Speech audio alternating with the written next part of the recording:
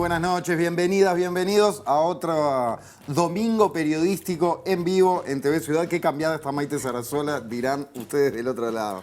Azul Cordo, muy buenas noches. Jorge Tempori, buenas noches. ¿Cómo estás?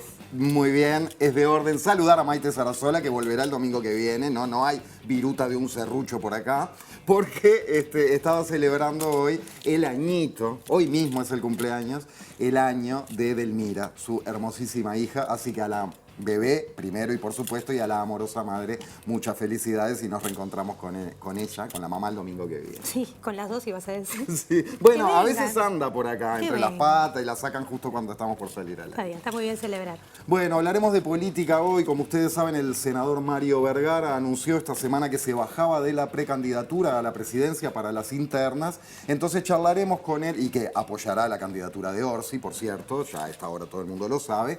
Entonces conversaremos con él sobre la campaña, pero además de este movimiento y la campaña de política en general, de la visión de país, de futuro, y analizaremos con él el informe que nos trae hoy la usina acerca de cómo se cubre desde el Frente Amplio y desde el Partido Nacional el interior del país en esta instancia.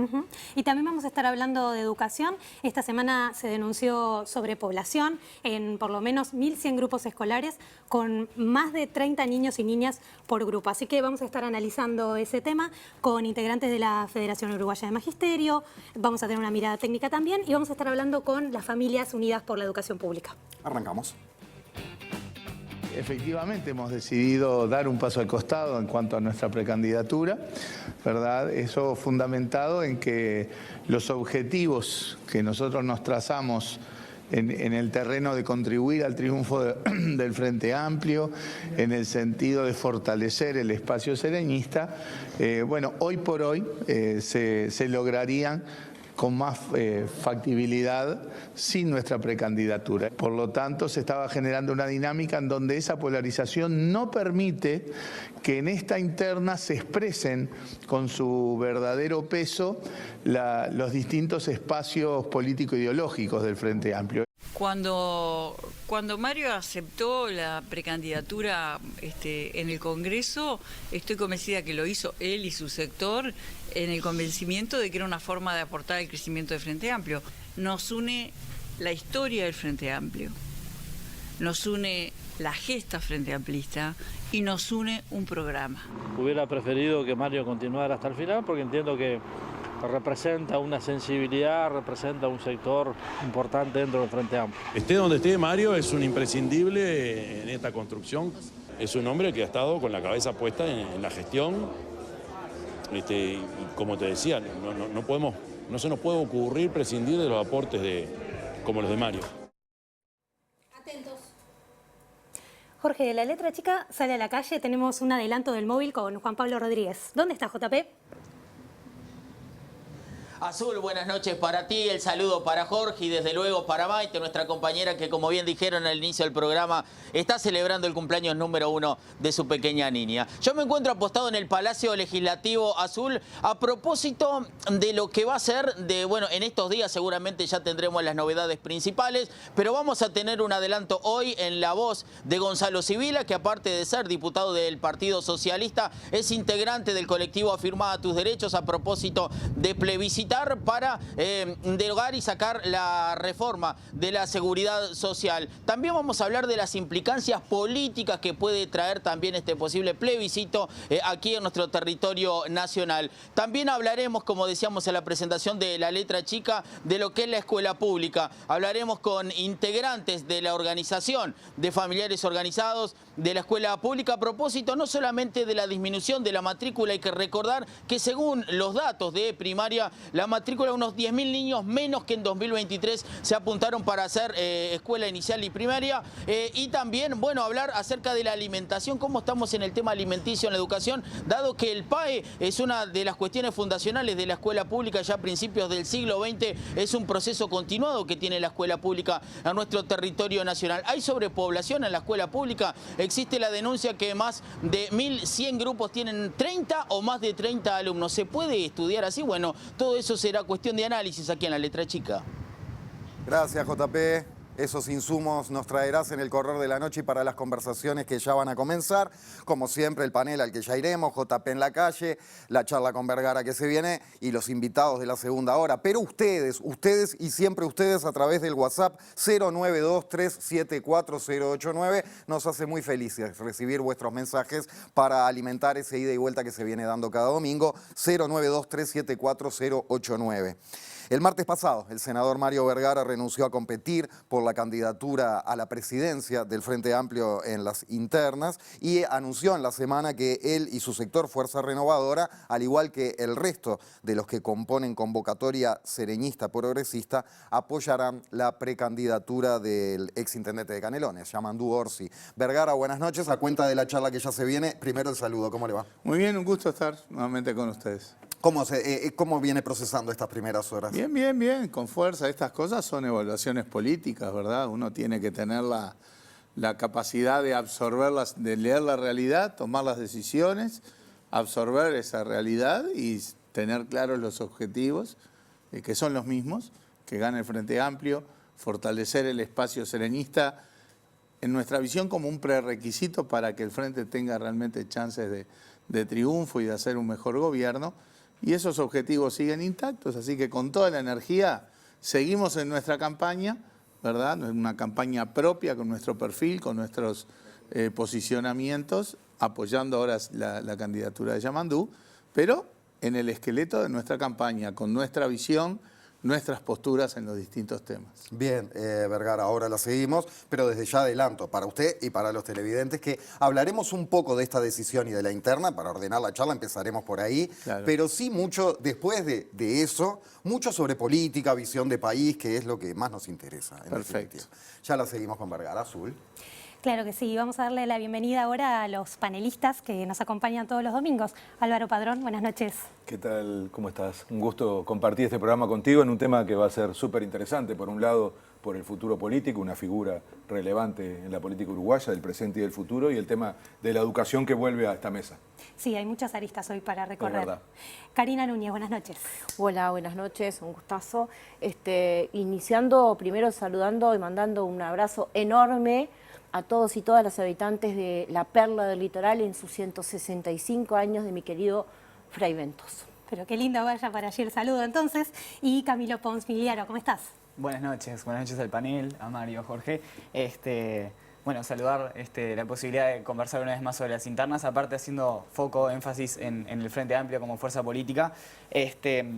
Bueno, charlar también sobre la visión país que comparten los Frente Amplistas y compararla quizá con otras de otros partidos políticos. Y también saludar a los compañeros de la FUM, que bueno, realizaron un nuevo informe que arroja bueno, visiones sobre una realidad catastrófica en cuanto a la educación pública, así que bueno, también vamos a estar hablando de eso. Muchas gracias. Claro que sí, vamos a entrar en distintos detalles de ese informe que mencionaba Camilo recién. Bien, algo estuvo charlando en la semana, fue tema, algo veíamos en el tape de arranque con el fragmento de MBD Noticias, pero la pregunta es de orden. ¿Por qué se bajó de la candidatura? Como para repasar y seguirla desde ahí, claro. Una versión resumida. Sí, digamos. Nosotros ya antes, bueno, cuando se nos preguntaba sistemáticamente qué íbamos a hacer, y nosotros decíamos, ¿por qué todo el foco está en si Vergara se baja, Vergara no se baja? Porque, a ver, si es por las distancias en las encuestas, Laura Raffo está tan lejos de Delgado como estaba Vergara de Yamandú y Carolina. Y nadie le preguntaba por qué si no se bajaba. O en el Partido Colorado, de los 7, 8 precandidatos, había 3, 4, 5 que prácticamente no marcaban. Pero, perdón, Vergara, usted dice que le preguntaban mucho eso antes de que usted lo deslizara, claro, como posibilidad. Sí. Y nuestra interpretación era, bueno, será porque interpretan que nuestra decisión podía llegar a ser importante, decisiva en la interna de un partido que tiene buenas chances de ganar la elección y volver a gobernar. Y bueno, efectivamente, nosotros el análisis que hacemos es el siguiente. Cuando creamos convocatoria y decidimos lanzar la precandidatura, los objetivos eran contribuir al triunfo del Frente Amplio y contribuir al fortalecimiento del espacio sereñista, que nos parece imprescindible para el triunfo del Frente Amplio, porque contribuye a los equilibrios internos, potencia la capacidad de diálogo del Frente Amplio con la sociedad. Esos objetivos siguen intactos. y la precandidatura la concebíamos como una herramienta al servicio de esos objetivos. Nuestra estrategia fue, bueno, procurar instalar que la interna era el ámbito donde se iban a distribuir en la interna del Frente en función de las visiones y los espacios político-ideológicos, que ya se habían expresado en la interna del Frente del año 2021. Y creemos que por un tiempo eso funcionó. Nosotros en las encuestas arrancamos tarde, arrancamos lejos, es cierto, porque venimos de una historia mucho más reciente que lo que pueden ser los partidos o los grupos de soporte de las candidaturas de Yamandu y Carolina, pero arrancábamos en órdenes de 3, 4% y llegamos a marcar 10, 12%, pero en paralelo creemos que se dio un proceso donde hubo una percepción de una mayor quizás paridad en la interna del Frente y por lo tanto eso hizo recrudecer la polarización en la interna del Frente. Compañeros que nos decían, nosotros somos sereñistas, vamos a estar acá, en octubre estamos, pero ahora queremos incidir en esta interna polarizada entre Yamandu y Carolina. Y esa polarización, los analistas políticos lo expresan bien, favorece, atrae los votos a los polos y genera un retroceso en todos los demás.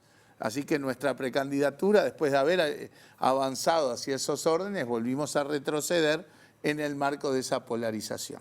Nuestra interpretación en esta decisión es que, dada esa extrema polarización que se está dando en la interna del Frente, bueno, no logramos instalar que la interna sea justamente una distribución en función de espacios político-ideológicos, eso va a quedar para octubre, y por lo tanto tomamos la decisión de hacer a un lado nuestra precandidatura y obviamente al hacer eso uno tiene que optar entre las dos candidaturas que están en competencia real.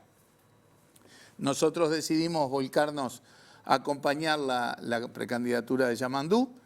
Tenemos una altísima valoración de ambos, de Yamandu, de Carolina, pero bueno, nosotros hacemos esta no es una comparación de características personales ni nada por el estilo, es una evaluación ¿Qué los une? política. ¿Por qué? Es una evaluación política cuando uno lee lo que ha sido en los últimos años la labor política en la interna del Frente, en la discusión programática, en el accionar parlamentario, en la definición de algunos temas sustanciales como el plebiscito de la seguridad social, y ahí en función de cuán cerca o cuán lejos nos sentimos de los sectores que dan soporte a cada precandidatura, bueno, nosotros sentimos que hoy por hoy tenemos más lejanía con los sectores que apoyan la precandidatura de Carolina que con los que apoyan la candidatura de Orsi. Es una evaluación política de cercanía, digamos, en el sentido político, nada tiene que ver con características de cada uno, porque reitero, para nosotros Carolina y Yamandu van a estar los dos en el gobierno, seguramente van a conformar la fórmula que el Frente Amplio proponga para la elección. Tenemos excelente concepto. A esta hora, a esta altura del partido, ¿es una creencia firme que quien pierda de ambos sería el candidato a vice? Bueno, yo creo que primero la fórmula va a ser paritaria sin duda y creo que sería, gane quien gane, un desperdicio de capital político por parte del Frente Amplio no tener una fórmula con los compañeros y compañeras que han hecho la campaña, han recorrido el país, se han hecho conocer, han manifestado sus posturas, la gente los ve actuar, ¿verdad? Sería inconcebible en una elección que está peleada, porque yo creo que la elección nacional, el Frente está mejor parado, pero no la tiene ganada, el gobierno ha perdido pie, se ha deshilachado, pero no es un gobierno derrotado, la elección está peleada, por lo tanto acá no sobra nadie ni podemos desperdiciar ningún capital político. Por lo tanto, creo que lo más lógico es que la fórmula a esta altura esté integrada por Yamandu Carolina, Carolina Yamandu. La gente elegirá el orden, en todo caso, en la interna. Ya decía, ahora vamos a hablar del país y de política, pero para ir redondeando esta parte de la interna y de lo que sucedió esta semana, ¿dudaron usted y todo el grupo, ¿no? de convocatoria? Ya sé, la alta estima por Carolina Cos, etcétera. ¿Pero dudaron o vieron claramente que el camino era apoyar a Orsi según el perfil que ustedes venían trabajando y las ideas que ustedes tienen? Esta evaluación se hizo con bastante naturalidad porque son varios años de trabajo en donde, bueno, vuelvo a decir, hemos caminado más cerca con los sectores que apoyan a Yamandu que con los que apoyan a Queda claro, no por desprecio a cosas, sino por gran afinidad con esa afinidad como que medio era cantado que era por ahí para ustedes. La más alta valoración de Carolina, de sus capacidades, de su capacidad de gestión. Nuestra evaluación es esencialmente en el orden político. Y si me permitís un comentario más en este tema. Nosotros no decidimos bajar la candidatura e ir abajo de otra candidatura. No vamos a integrar el comando de Yamandu, coordinaremos por supuesto, pero nuestra idea es que nosotros seguimos con nuestra columna sereñista, con nuestras posturas, nuestros posicionamientos, nuestro perfil, acompañando sí la candidatura de Yamandu, pero con nuestras posiciones. ¿Esto políticamente es un matiz importante? Es muy importante. ¿Por qué? Porque nos da las libertades de marcar nuestro perfil como sereñistas. Esa visión de espacios político-ideológicos sigue existiendo. Que en la polarización se dan las candidaturas, pero no en ninguna mimetización política de espacios, ¿verdad? No es que nosotros nos vayamos a mimetizar con el MPP. El MPP tiene su perfil, bastante potente que lo es, por supuesto. Los sereñistas tenemos un perfil político-ideológico con diferencias, ¿verdad? Y eso es lo que vamos a seguir, haciendo campaña desde nuestro perfil sereñista. Y si hay temas en los que Yamandu y nosotros tenemos posturas distintas, se expresarán las diferencias. De hecho, ya hay algunos. Nosotros acompañamos la candidatura de Yamandu, sí, pero nuestra campaña va a seguir siendo la campaña del sereñismo con las posturas y los posicionamientos que entendamos nosotros adecuados. De coincidencias y diferencias hablaremos dentro de un rato, el tema también plebiscitos. Exacto. Pero hablando de la campaña, ha habido voces del gobierno, del oficialismo actual, manifestando mucho que, bueno, ahora son los tupamaros y los comunistas los que agarraron la manija del Frente Amplio, que se murió la socialdemocracia en el FA, etcétera, a punto tal que Búsqueda tituló en su última edición: oficialismo centra su campaña en mostrar al Frente Amplio como radical. ¿Qué reflexión le merece? Es increíble, ¿no? Siglo XXI, 2024, y que sigan trayendo los cucos, el cuco comunista, el cuco tupamaro, cosas que uno escuchaba en la década del 70. Yo siempre recuerdo aquel programa de radio que conducía Heber Pinto, ¿se acuerda? Sea usted juez por un minuto. Sea usted juez por un minuto, y llamaban las señoras mayores diciendo: Heber, son todos comunistas, Heber.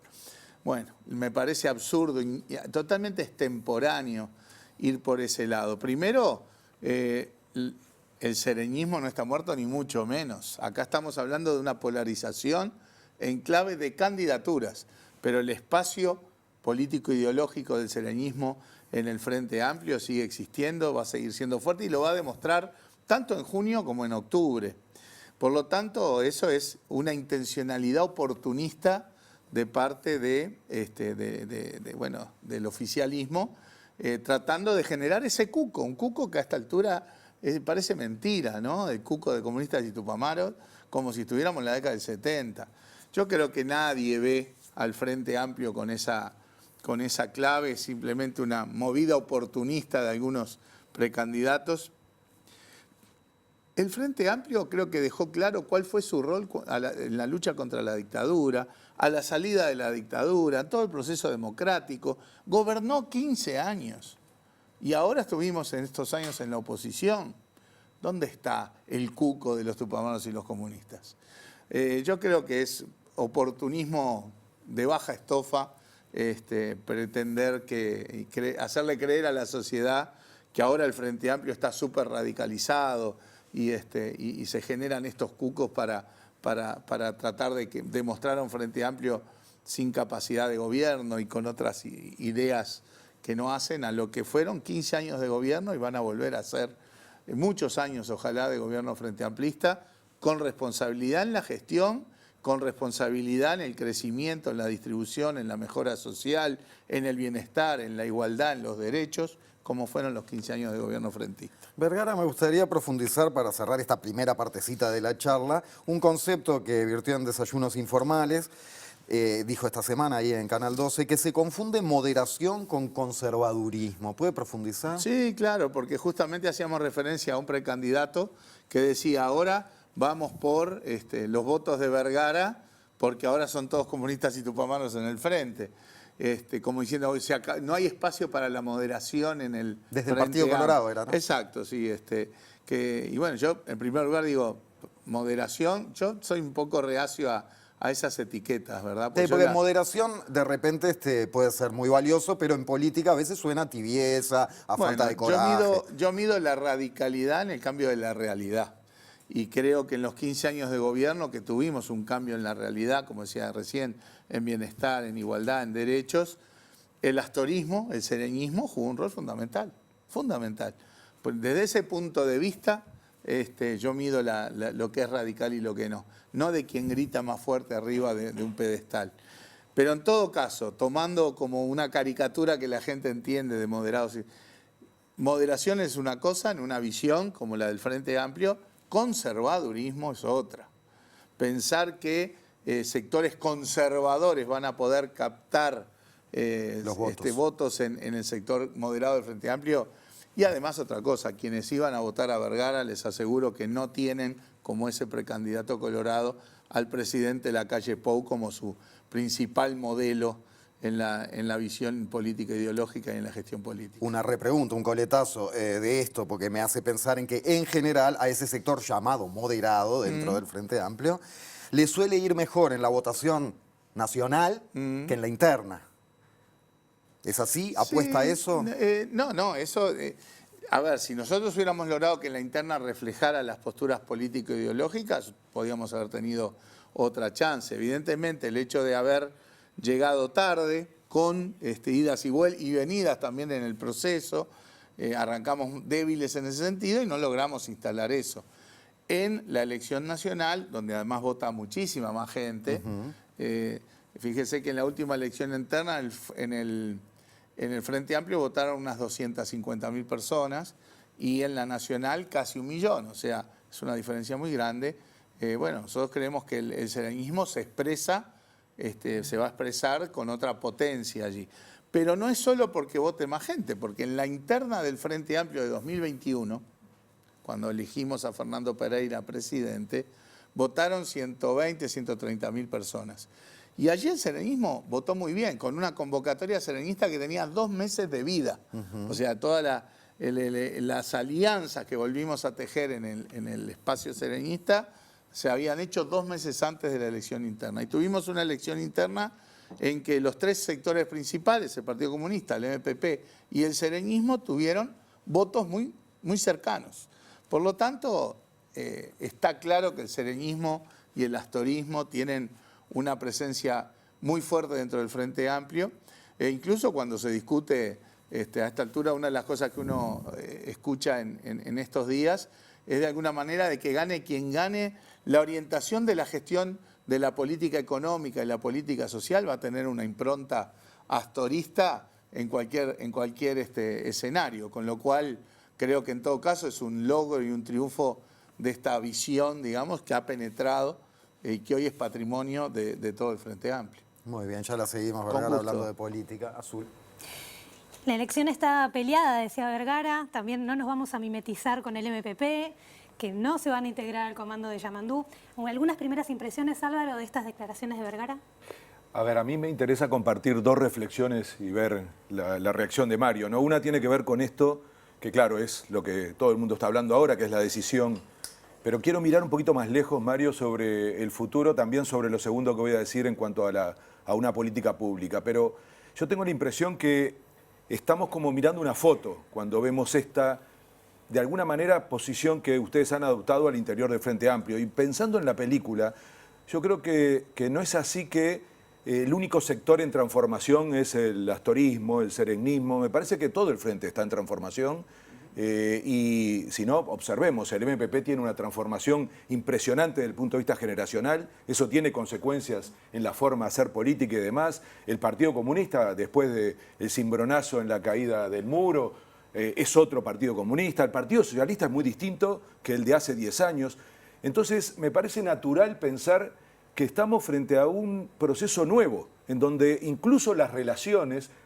hay una transformación de ideas, de liderazgos, pero también de formas de organizar al interior del Frente Amplio. Era impensable una alianza entre este grupo y el MPP hace unos años, y ahora lo es, incluso, como se acaba de decir, a partir de ideas, no de una oportunidad electoral. Entonces, me gustaría pensar un poquito en eso de la película, ¿no? Yo creo que estamos frente a una organización en su conjunto en transformación. Quizá se ve más claro aquí por el hecho de que algunas de sus estructuras son más nuevas, pero no tengo duda que esto lo vamos a ver a largo plazo y por eso también se explican los cruces y las alianzas al interior de la misma. Pero pensando en el futuro me importa mucho, y tiene que ver con lo anterior, el tipo de políticas públicas que se viene para adelante, porque si no parece que nos pasamos hablando de la lógica electoral pura, ¿no? Y de la lógica política, y creo que a la gente lo que más le importa es escuchar qué se está planteando para adelante.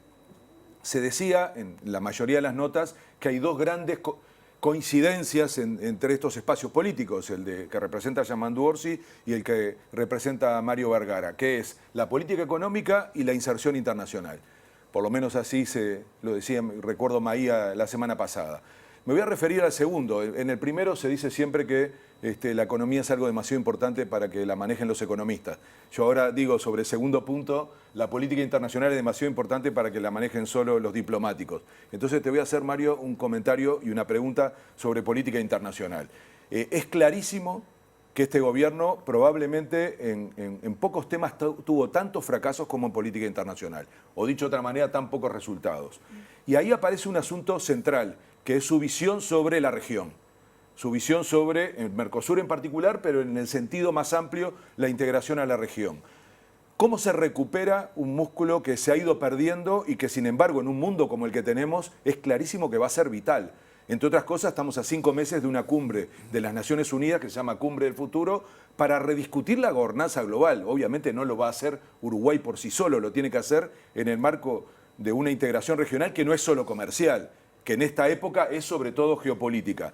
Dice Enrique Iglesias que negar el Mercosur es negar la historia y la geografía, y yo coincido mucho con eso. Entonces, ¿cómo se para el Frente Amplio y en particular el grupo de ustedes que ha indicado que este es un tema central o un tema de coincidencia con la candidatura de Yamandu Orsi de cara al futuro en ese sentido? Bien. Adelante. Sí.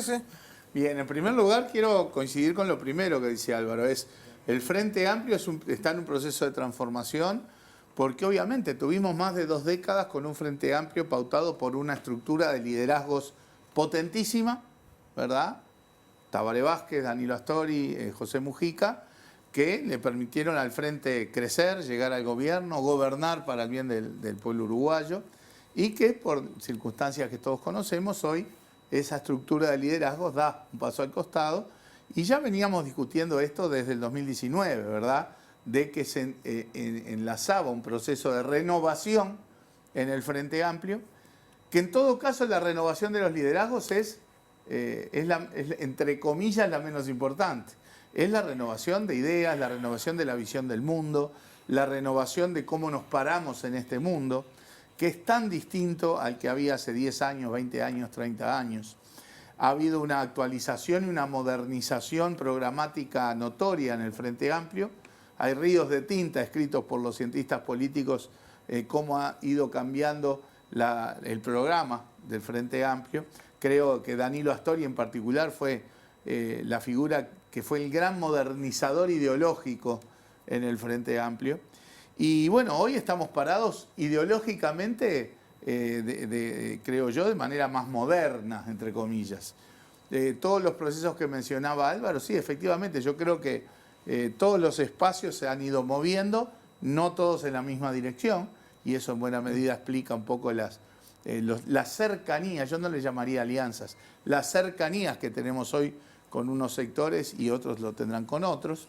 Y bueno, obviamente la gestión económica tiene que tener pautas claras de que el orden macroeconómico tiene que estar fuera de discusión, porque es la base para cualquier política de desarrollo que uno pueda aplicar. No conocemos ninguna experiencia, eso lo decíamos siempre con Danilo, ninguna experiencia exitosa en materia de desarrollo que se basara en el desorden macroeconómico. Y eso tiene que hacerse sin confusiones. sin lógicas de gobiernos en disputa, sin lógicas de dos equipos económicos, sin la utilización de organismos públicos para plataformas políticas, etc.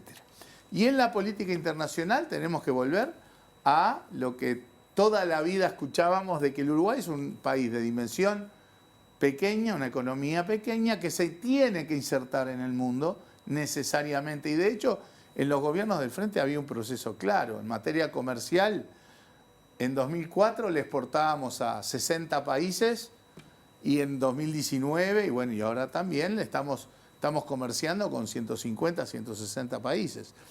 Pero la apertura tiene que hacerse, obviamente, en base a los intereses de Uruguay, que incide poco en las tendencias mundiales, tendencias que son muy complejas y muy cambiantes. Álvaro citaba a Enrique Iglesias. Enrique siempre dice que no estamos en una era de cambio, sino en un cambio de era. O sea, el aterrizaje en los mercados mundiales de China implica un cambio geopolítico mayor. Y eso ya lo estamos viendo en lo que son los posicionamientos políticos y también hasta en procesos puntuales, ¿no? De a quién se le compra, a quién no se le compra determinadas cosas. Por lo tanto, yo creo que el Uruguay tiene que tener ese pragmatismo de siempre, de tener buenos vínculos con todo el mundo. No nos podemos dar el lujo de pelearnos con el Mercosur, o no nos podemos dar el lujo de pelearnos con Estados Unidos, no nos podemos dar el lujo de pelearnos con Europa, no nos podemos dar el lujo de pelearnos con China. Uruguay tiene que tener la capacidad de mantener esos vínculos, y obviamente nunca es desde denostar el Mercosur. Este gobierno arrancó, ¿verdad?, diciéndole al Mercosur, el Mercosur es un lastre, nosotros nos vamos a negociar con los chinos solitos. Y llegó hasta donde tenía que llegar y fracasó, ¿verdad? Porque el Mercosur tiene enormes carencias. Yo creo que no le puede dar satisfacción a ninguno de sus miembros, y en particular a los miembros chicos como Paraguay y Uruguay, sin duda. Pero la alternativa no es mejor. Y además, de alguna manera, una visión que a veces se enfatiza en lo político ideológico también es equivocada. Porque los gobiernos van cambiando y el alineamiento político ideológico no garantiza nada. Claro. Yo siempre pongo el ejemplo de que en un momento estaban Kirchner, Tabaré Vázquez, Lula y Lugo. Yo creo que fue de los peores momentos del Mercosur. Los puentes cerrados, Brasil y Argentina, Brasil mirando para el costado, Brasil y Argentina tomando decisiones bilateralmente, ignorando a los otros dos países chicos y a veces hasta perjudicándolos. O sea, no hay ninguna relación o ninguna correlación entre la sintonía político-ideológica de los gobiernos y el proceso del Mercosur. El Mercosur es fundamental, primero para muchos sectores de actividad y de exportación, pero también como para, bueno, pararnos en la cancha de una manera diferente. Si Argentina y Brasil tienen los momentos en que tienen más sintonía, será mejor.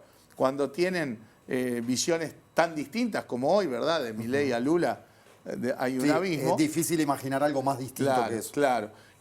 Bueno, será más difícil, pero Uruguay tiene que mantener una tesitura pragmática de relacionamiento con todos los bloques, sin casarse ni pelearse con ninguno. Y en materia del posicionamiento, voy a dar un pasito más, que es, y en materia de posicionamiento, pues es algo que hemos hablado en estos días con Yamandú, ¿verdad? Ajá. En cuanto a los posicionamientos a nivel internacional, bueno, nosotros impulsamos la noción de que cada vez más los posicionamientos tienen que darse en clave del respeto a los derechos humanos, en todos los países, en todas las circunstancias, y que de alguna manera eso implica ir dejando de lado tener raseros diferentes para analizar las situaciones en función de cada caso. Bueno, me suena a lección del pasado eso, a sí, conclusiones sacadas con respecto a prácticas o juicios anteriores del FA. Exacto, sí, sí. Porque a ver, está como que claro, se mira con más generosidad a los gobiernos afines. Exacto. O se, digamos, se cuestiona menos. Cuando hay violación de los derechos humanos, hay violación de los derechos humanos, ya sea que hay gobiernos más afines ideológicamente, sí, o no. Y bueno, está claro que en el frente los temas de la política internacional son de los temas que más rispidez generan. que más diferencias Claro. hay, por historia, por visión, por énfasis. Es una realidad. Sí, Bueno, se vuelven pasionales, verdaderamente. Exacto, exacto.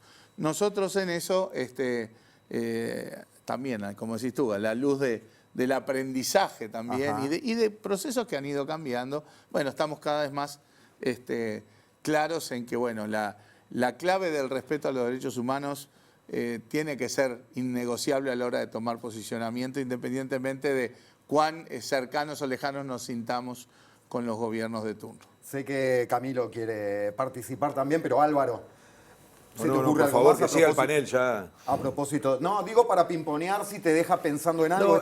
Solo me quedé pensando cómo cuesta, sin embargo, decir hacia afuera las diferencias, ¿no? Y sin embargo, hablándolas tranquilamente, es parte de la pluralidad que tiene el Frente Amplio.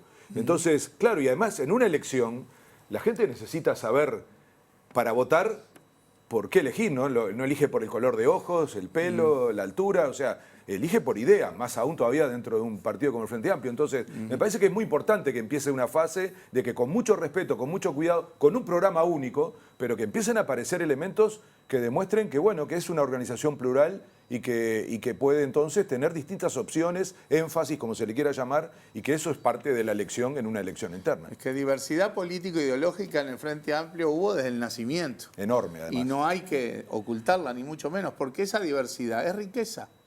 Es riqueza Pero porque... se pasan facturitas a veces, che, no me compliqué, mirá, me diste para atrás. Y sí, como toda actividad humana debe pasar en el canal, en una empresa, en un club deportivo. No, ¿no? y según el punto de vista, seguramente a veces se equivocará el que se pasó de rosca en la crítica y otras veces se equivocará el que se siente ofendido o el que no banca la polémica pública. La clave del asunto es que esa diversidad se manifieste y enriquezca el Frente Amplio porque se condensa en unidad.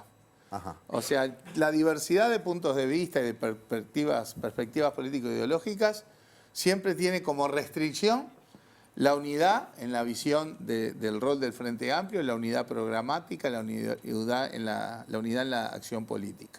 Por eso creo que la diversidad es riqueza y debe expresarse, como dice Álvaro. Les prometimos que íbamos a hablar de política y que se iba a poner lindo. Camilo, breve antes de ir a la pausa, métale. Bueno, conciso nomás. Cuando baja la candidatura el sector convocatoria sereñista, coincide justo con una crítica pública de la derecha hacia un discurso de Carolina Cose, al que Carolina Cose responde hablando sobre que la polarización interna del Frente Amplio podría llegar a ser como un concepto errado, en tanto se entiende que la diversidad de opiniones y la diversidad ideológica está, exactamente como decía Mario, restringida, consensuada dentro de ese programa único, público aparte que tenemos que tiene el Frente Amplio como fuerza política. Entonces, consultarte, si el haber bajado la candidatura no implica, teniendo en cuenta que como vos bien decías, no era plegarse a la candidatura de Orsi, digamos, como disolviendo la potencia que puede tener convocatoria sereñista a la interna del Frente Amplio, sino acompañándola. No pudo haber dejado, y lo pregunto porque conozco gente que se sintió de esa forma, a personas como, es feo decir en banda, pero sintiendo que no estaban representados en las internas del Frente Amplio sus posturas políticas. Bien, dos cosas en base a tu consulta. Primero, no hay que confundir la polarización en la interna por la candidatura que la polarización en el Frente Amplio. El Frente Amplio sigue teniendo una enorme diversidad, pero la interna se define polarizadamente entre dos candidatos. Eso yo creo que es innegable. Y no hay que interpretar o extrapolar de allí que esa es la situación político-ideológica del Frente Amplio. El Frente Amplio sigue teniendo esa diversidad político-ideológica, el sereñismo sigue siendo potente, aunque no esté en esa polarización. Y bueno, tendremos que dialogar mucho con los compañeros que de repente en una primera reacción, porque acá la política es racionalidad, comprensión, entendimiento, análisis, y también es pasión, es corazón, es la energía que mucha gente puso durante todo este tiempo en una perspectiva, en una candidatura. Entonces es entendible que pueda haber una reacción que yo respeto muchísimo y que acompaño, porque este no es un momento de felicidad para nosotros, tiene un componente de desazón, ¿verdad? Y eso hay que entenderlo. Ahora, desde el punto de vista político, ideológico, nadie queda en banda, porque el espacio sereñista va a seguir siendo el mismo, va a ser la campaña con su perspectiva, con la lista 95, con nuestras posturas, nuestros posicionamientos. No vamos a la cola de ninguna otra candidatura. Acompañamos, sí, la candidatura de Yamandú. Y Yamandú, con su comando y demás, están haciendo su propia campaña, y nosotros vamos a seguir haciendo la campaña desde las perspectivas sereñistas. Allí sigue teniendo el espacio toda esta gente que tú mencionás. Entiendo las reacciones iniciales porque los estómagos se revuelven y cada uno tiene su propia historia, su propia trayectoria, sus propios vínculos con los demás sectores, y no es fácil absorberlo. No nos fue fácil a nosotros tomar esta decisión, no es fácil transmitirla, pero lo que sí entiendo es que la columna sereñista está para seguir haciendo campaña con nuestros propios posicionamientos, y ese es el espacio para toda esa gente que, entiendo, en una primera reacción haya quedado un poco con desazón. Buenísimo. Y perdón, si me permite, bien conciso, una cosita más. También hay personas que han llegado a plantear, incluso frentamplistas que plantean que quizás las internas deberían... Nos están, digamos, jugando la trampa del solitario, en términos de que en lugar de estar apuntando hacia conquistar la victoria electoral en octubre, estamos teniendo debates que hay que tenerlos, pero quizá en el momento equivocado, rezagándonos, más allá de que los otros partidos políticos también estén transitando sus internas, digamos, en la agenda política. ¿Qué lectura haces vos al respecto de eso? Bueno, ahí ya vamos a un poco casi que a teoría de ciencias políticas, ¿no? Que Era concisa la pregunta y no la respuesta. Pero en realidad el Uruguay tiene una belleza, que es que el sistema político gira alrededor del sistema de partidos. Y eso le da una estabilidad y una potencia que lamentablemente otros países no tienen. Entonces tenemos grandes partidos que no son homogéneos, que tienen diversidad. Por lo tanto, en esta política hay periodos de competencia y periodos de cooperación. Y me parece que estar organizado en términos de la interna y después la nacional ordena un periodo de competencia en donde marcamos las diferencias político-ideológicas, siempre con la restricción de que esa competencia no hiera después la perspectiva de cooperación electoral que vamos a tener a la elección nacional. Y después la etapa, obviamente, después del 1 de julio, vamos a estar todos con la misma energía encolumnados atrás de la fórmula que los frente amplistas decidan. 12 minutos para las 9 de la noche, estamos en La Letra Chica y esto recién empieza.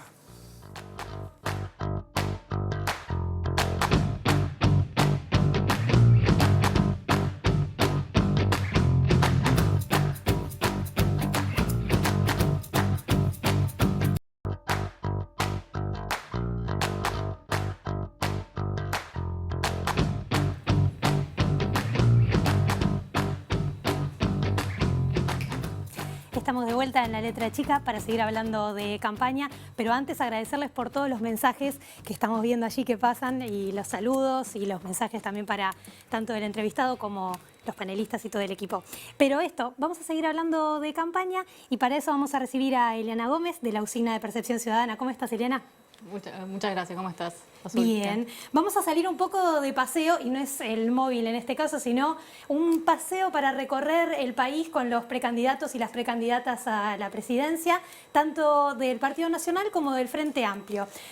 Contanos primero un poco esta muestra que tomaron de la Usina, parte de muestras de georreferenciación. ¿Cómo la tomaron? Bien, sí, hoy traemos un poco lo que son las recorridas de los precandidatos, de algunos de los precandidatos y precandidatas del Partido Nacional y del Frente Amplio en territorio. Y lo que hicimos fue analizar posteos de agenda en Instagram. O sea, la mayoría de los precandidatos y precandidatas publican, digamos, sus agendas en Instagram, y eso nos permite georreferenciar esos puntos donde hicieron las actividades, digamos, en territorio.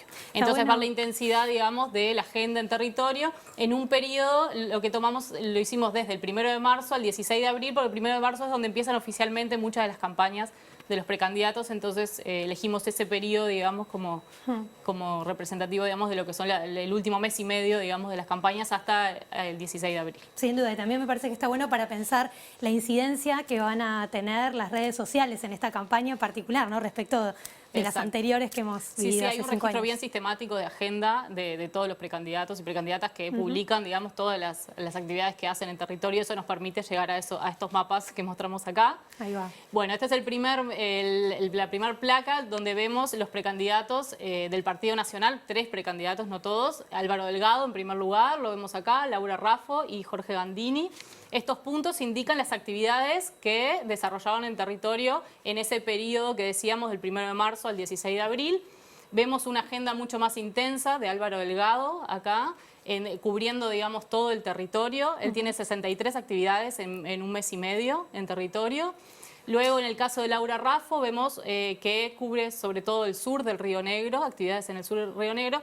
Y Jorge Gandini, vemos una agenda un poco complementaria de los otros dos, digamos, cubriendo zonas que no cubren, zonas y localidades sobre todo, que no cubren los restantes precandidatos.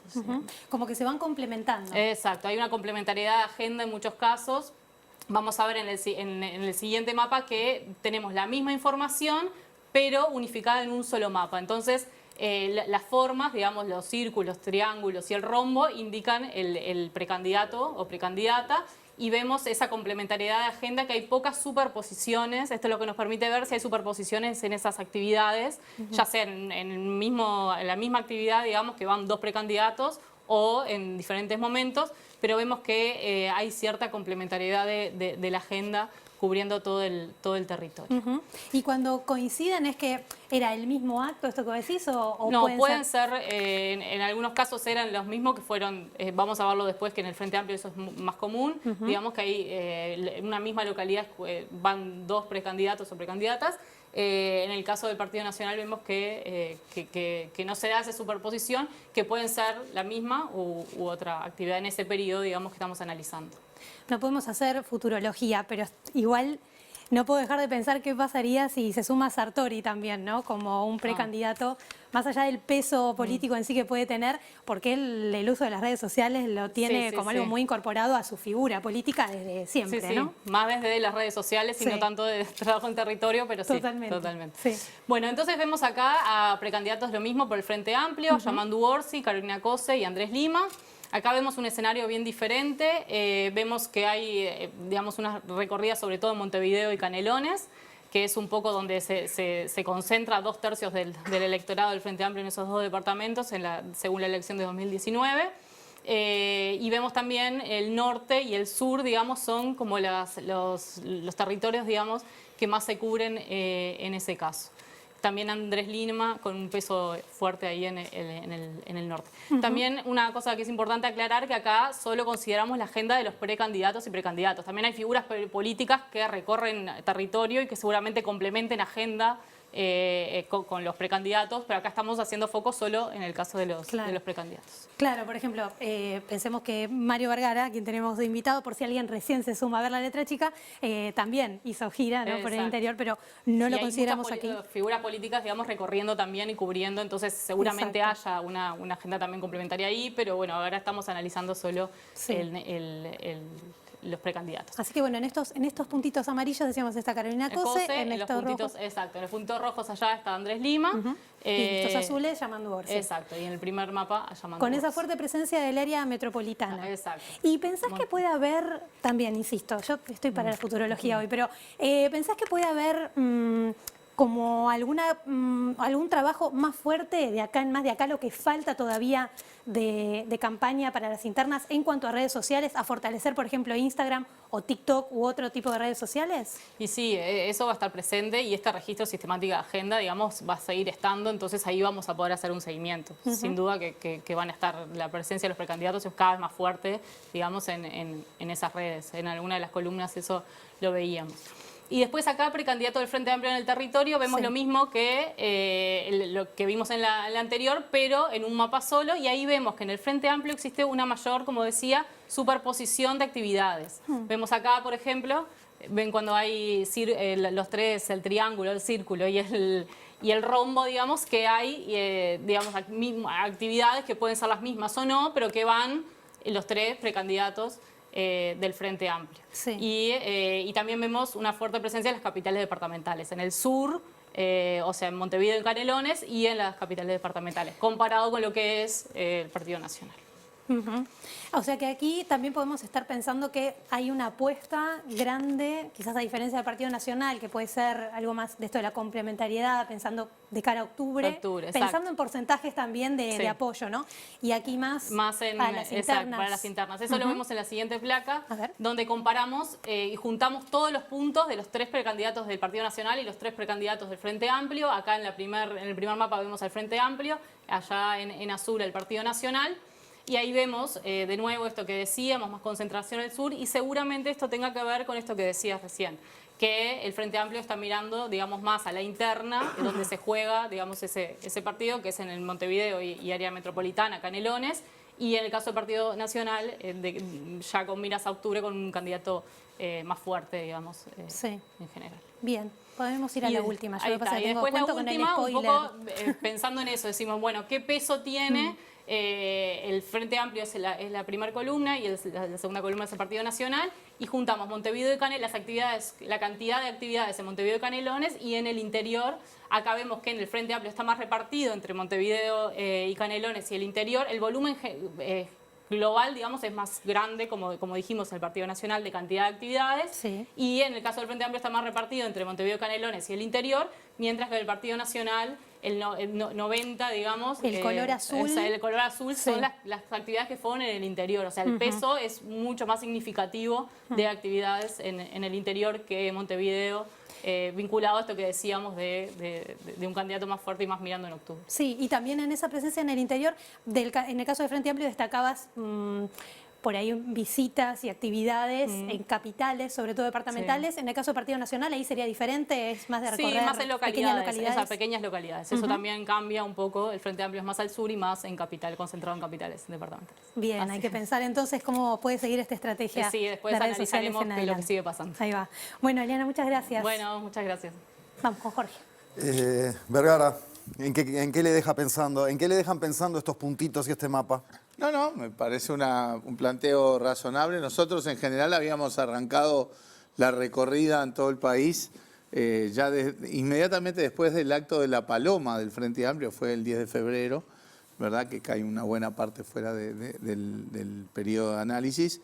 Pero creo que lo que está claro es que el Frente focaliza la actividad en donde entiende que está el 60-70% del electorado de la interna, que es en la zona metropolitana, ¿verdad? Y creo que desde ese punto de vista tiene racionalidad en esta etapa. Obviamente hay que hacer algo bien distinto de cara a la elección nacional, ¿no? Bueno, en eso me he quedado pensando. Sí, la relación Frente Amplio interior, pensando hacia octubre, ¿cómo debería ser? Y mucho más intensa. Yo creo que ya lo viene siendo, porque este es un periodo en actividad de campaña, pero de la autocrítica que el Frente hizo después de la derrota electoral, una de las cosas que quedó claro fue que nosotros interpretábamos que nos habíamos alejado de la gente, habíamos tenido un debilitamiento en los puentes de diálogo con la sociedad uruguaya, y en particular con el interior. Y el Frente Amplio reaccionó con el programa El FAT Escucha, que fueron 2 vueltas íntegras al territorio nacional, más de 1.700 reuniones en cientos de ciudades y localidades. Y eso llevó 1 año y medio. Después también hicimos una intensa recorrida por el interior a la hora de juntar las firmas contra la ley de urgencia, a la hora de hacer campaña por el referéndum, y luego a la hora de la conformación de las bases programáticas, el Frente Amplio volvió a hacer una recorrida por todo el país que le llamó Diálogo por Uruguay. Entonces yo te diría que del año fines de 2021 a todo 2022, 2023 y lo que va de 2024, el Frente ha tenido una actividad intensa en el interior que antes no había tenido. Y yo espero que eso también se manifieste después a la hora de la cuestión electoral. Pero ni que hablar que en clave de campaña hacia la elección nacional tenemos que intensificar mucho más nuestra labor en el interior, porque bueno, ahora en la interna está claro que se ve que el foco de decisión de la interna está sobre todo en la zona metropolitana. Senador Mario Vergara, gracias, la seguimos en cualquier momento. Con mucho gusto. Perdón, no quiero que se vaya, no quiero que se vaya. Pues no pregunté nada, así que me toca. Sí, te toca cuando quieras, Karina. No, pero yo quiero solamente yo me voy, yo me quedo, tranquilo. No, sí, yo sé que usted aguanta, por eso le voy a preguntar. Si tuviera ahora enfrente a Martina Casas, ¿qué le diría? No, la verdad que mira, nosotros como sector nos planteamos que el Frente Amplio tiene un protocolo en materia de evaluar justamente las situaciones de denuncias vinculadas a violencia política, violencia basada en género, que la tramita el Tribunal de Conducta Política, y por lo tanto nuestro espacio lo que hizo fue tomar los antecedentes y volcarlos al Tribunal de Conducta. Y dijimos, no tenemos nosotros nada que opinar hasta que el Tribunal de Conducta Política y el plenario definan, porque nosotros no tenemos ámbitos para procesar y evaluar ese tema. Por lo tanto, nosotros nos remitimos a lo que el Tribunal de Conducta dictaminó y nos remitimos a lo que el plenario del Frente Amplio resolvió. Y no diría más que eso, diría, hicimos lo que debíamos hacer, que era tomar los antecedentes de todas las partes, volcarlos al ámbito que el Frente Amplio cedió para evaluar y recomendar y dictaminar sobre estos temas. Eso fue lo que sucedió. Nosotros no nos expresamos porque no teníamos que expresar hasta que el Tribunal de Conducta definiera, porque el propio protocolo indica que esas cosas no deben hacerse, que son parte de un proceso de revictimización que hay que evitar, y así actuamos. Entonces, lo único que tenemos para decir es, actuamos como entendimos que debíamos hacerlo. El propio dictamen del Tribunal de Conducta Política lo dice que el sector actuó respetando los lineamientos del protocolo, y después no nos corresponde opinar, es más que haber avalado en el plenario del Frente Amplio la recomendación que hizo el Tribunal de Conducta Política. Gracias. Ha sido un gusto. Gracias, Vergara. Azul.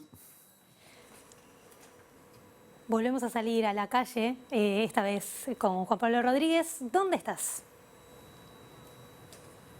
Azul, renuevo el saludo en esta noche de domingo. Nuevamente me encuentro apostado aquí en el Palacio Legislativo. A propósito de lo que prometimos al inicio del programa de La Letra Chica, vamos a conversar con el diputado del Partido Socialista, Gonzalo Sibila, pero también integrante del colectivo Afirma Tus Derechos, a propósito de esta iniciativa de plebiscito sobre la reforma de la seguridad social. Sibila, gracias por estar con nosotros en esta noche a La Letra Chica. Bueno, consultarle lo primero, lo urgente. ¿Se llegan a la firma faltando una semana? Se llega a pesar del viento también que nos está matando, se llega, sí. Estamos ya seguramente pasando la cantidad de firmas necesarias.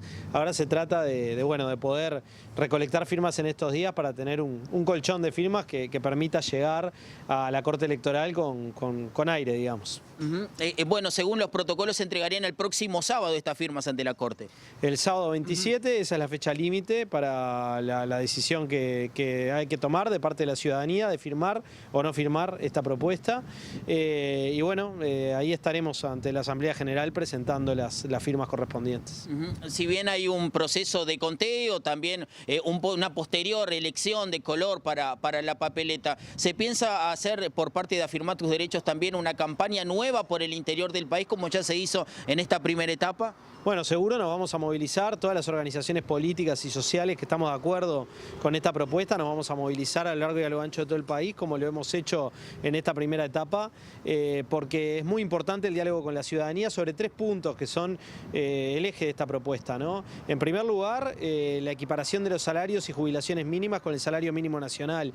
Esto es algo de justicia. Si los trabajadores y trabajadoras tenemos un salario mínimo fijado por decretos que el propio Poder Ejecutivo va emitiendo, pero que además es un concepto que está establecido en la normativa general del país. Es importante que las jubilaciones y pensiones mínimas acompasen ese salario mínimo nacional. Esto va a significar en primera instancia un aumento sensible de las jubilaciones y pensiones mínimas y después una relación permanente entre lo que es la remuneración de los trabajadores y trabajadoras activos y los que están jubilados o los pensionistas, ¿no? A fines de los 80 se tomó una decisión similar cuando se relacionó el aumento, el ajuste de las jubilaciones con el índice medio de salarios, ¿no? Hay una relación y bueno, se quiere establecer también en el caso de las jubilaciones y pensiones mínimas que son muy bajas. En segundo lugar, establecer en la Constitución el derecho a jubilarnos con 60 años. Eso obviamente no es una obligación para el trabajador puede trabajar más tiempo si así lo desea, pero lo que queremos es que quede una salvaguarda en la Constitución para que no vengan los gobiernos y cambien la edad para jubilarnos solamente por una decisión parlamentaria, ¿no? Entonces, nos parece que esta norma constitucional en realidad reconquista algo que ya teníamos como derecho los trabajadores y las trabajadoras en el Uruguay, atiende situaciones de muchísimos trabajadores que a los 60 años ya no pueden seguir trabajando, la dificultad para reinsertarse en el mercado de trabajo también cuando uno está cerca de esa edad, si pierde el empleo, y también favorece que nuevos trabajadores se puedan incorporar al mercado de trabajo, porque el hecho de que los trabajadores se jubilen a una edad más temprana permite también que haya un recambio, ¿no? Ese derecho es un derecho que lo que va también a garantizar es que si mañana se quiere modificar la edad para jubilarse, no es que no se pueda hacer, sino que se va a tener que consultar a la ciudadanía, ¿no? Ahora este gobierno decidió aumentarla a 5 años y no consultó a más nadie que al Parlamento, que es muy importante, es una instancia representativa. A mí me toca estar ahí como a otros diputados y diputadas, senadores y senadoras, pero no se consultó a la ciudadanía en algo que afecta a todos los trabajadores y trabajadoras.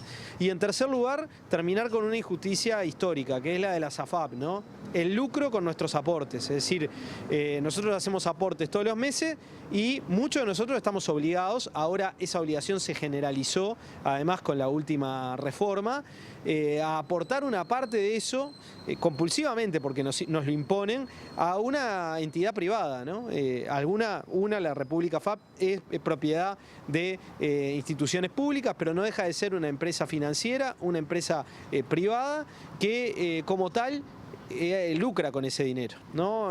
Haciendo inversiones, con otras estrategias, digamos que lucra con ese dinero, lo pone también en riesgo de alguna manera y cobra una comisión por lucrar con ese dinero. Entonces es un negocio redondo para las AFAP, pero pésimo para la gente. Cuando uno mira el promedio de lo que perciben los trabajadores y las trabajadoras por AFAPs cuando se jubilan, es lastimoso, ¿no? Jubilaciones menores a 3.000 pesos, realmente una vergüenza comparado con el BPS, 4 veces menos.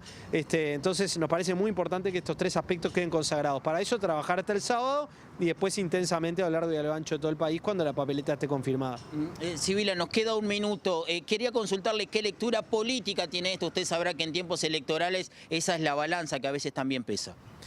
Bueno, la lectura política es que hay una sociedad consciente que decide poner a consideración de toda la ciudadanía, a través de su organización, a través de las firmas de los ciudadanos y las ciudadanas, una propuesta, ¿no? Y esa propuesta abre un debate que hasta ahora estuvo muy cerrado, y ese debate lo va a saldar la gente. Esa es la lectura política. La democracia directa es un instrumento fabuloso, le permite a la ciudadanía opinar directamente sobre los temas. Por esa misma razón, nosotros en el debate interno del Frente Amplio hemos planteado también que apoyamos que se plebiscite, junto con la elección, otra propuesta que es la del ingreso transparente a la función pública, que la está proponiendo otro partido político, que para nosotros se tiene que generalizar a todo el Estado como norma y no solamente a una parte del Estado, pero creemos mucho en la democracia directa en estos temas que son de interés general. Así que la lectura política es afirmar la democracia, afirmar los derechos de la gente a través de la participación del pueblo. Bien, muchas gracias. No, a ustedes. Bien, así pasaba Gonzalo Sibila haciendo su aporte acerca de uno de los temas de análisis en esta noche. Gracias, Juan Pablo, gracias a Sibila, a vos, y contigo nos reencontramos en un minutito cuando hablemos de educación, porque en el próximo bloque de La Letra Chica el tema será escuela pública. Ya venimos.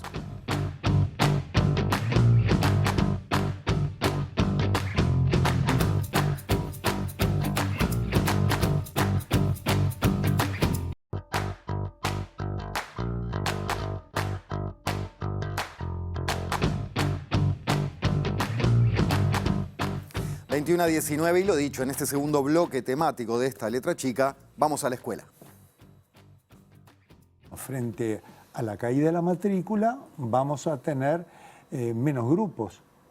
En los hechos, hace pocos días atrás, Primaria señaló que había en el año 24 9.400 niños menos. Si uno lo piensa en términos de grupo, eso equivale más o menos a 250 grupos menos, ¿verdad? Hoy nos encontramos con que hay grupos superpoblados, particularmente en educación inicial y primaria, y mientras se da esta situación de grupos superpoblados en este nivel de sistema educativo, tenemos maestras y maestros sin trabajo. Y a propósito de este tema, la Federación Uruguaya de Magisterio, Trabajadores de la Educación Primaria, denuncia que hay cientos de maestras que no logran elegir un trabajo estable para este año y por otro lado que hay más de 1.100 grupos que tienen 30 o más estudiantes en las escuelas públicas. Para charlar de este tema recibimos a Elvia Pereira, que es doble secretaria general del PIT-CNT y de la Federación Uruguaya de Magisterio. Elvia, gracias. Gracias a ustedes, buenas noches. Y a Antonio Romano, en su condición de coordinador del Instituto de Educación de la Facultad de Humanidades y Ciencias de la Educación, especializado además en Historia de la Educación. Romano, gracias. Muchas gracias a ustedes por la invitación. Ya charlamos con ustedes. Vamos con Azul. Bueno, vamos a darle la bienvenida ahora a Mariana Cianelli, nuestra compañera, periodista. ¿Cómo Buenas estás? noches, ¿cómo estás? ¿Todo bien, vos? Bien, todo bien. Bueno, Mariana, es un hecho que la caída de los nacimientos, la caída de la natalidad en Uruguay existe. De hecho, hay diversos estudios.